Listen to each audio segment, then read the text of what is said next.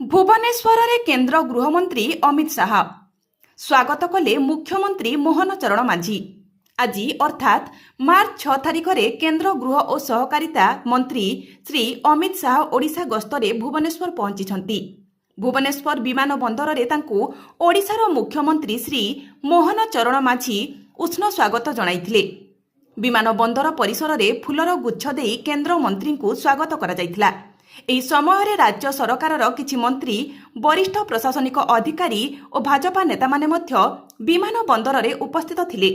କେନ୍ଦ୍ର ଗୃହମନ୍ତ୍ରୀଙ୍କ ଏହି ଓଡ଼ିଶା ଗସ୍ତକୁ ନେଇ ରାଜନୈତିକ ଓ ପ୍ରଶାସନିକ ମହଲରେ ଆଗ୍ରହ ଦେଖାଯାଉଛି। ସୂଚନା ଅନୁସାରେ ତାଙ୍କ ଏହି ଗସ୍ତ ସମୟରେ ବିଭିନ୍ନ ସରକାରୀ କାର୍ଯ୍ୟକ୍ରମ ଓ ବୈଠକରେ ସେ ଯୋଗ ଦେବେ। ରାଜ୍ୟର ଉନ୍ନୟନ ସମ୍ବନ୍ଧୀୟ କିଛି ମୁଖ୍ୟ ବିଷୟରେ ମଧ୍ୟ ଆଲୋଚନା ହେବାର ସମ୍ଭାବନା ରହିଛି। ମୁଖ୍ୟମନ୍ତ୍ରୀ ମୋହନ ଚରଣ ମାଝୀ ଓ କେନ୍ଦ୍ରମନ୍ତ୍ରୀ ଅମିତ ଶାହାଙ୍କ ମଧ୍ୟରେ ରାଜ୍ୟର ବିଭିନ୍ନ ଉନ୍ନୟନମୂଳକ ପ୍ରକଳ୍ପ ଓ ସହଯୋଗ ସମ୍ପର୍କରେ ଆଲୋଚନା ହେବ ବୋଲି ମଧ୍ୟ ସୂଚନା ମିଳିଛି। ଏହି ଗସ୍ତ ମାଧ୍ୟମରେ କେନ୍ଦ୍ର ଓ ରାଜ୍ୟ ସରକାର ମଧ୍ୟରେ ସହଯୋଗ ଆହୁରି ମଜବୁତ ହେବ ବୋଲି ଆଶା କରାଯାଉଛି।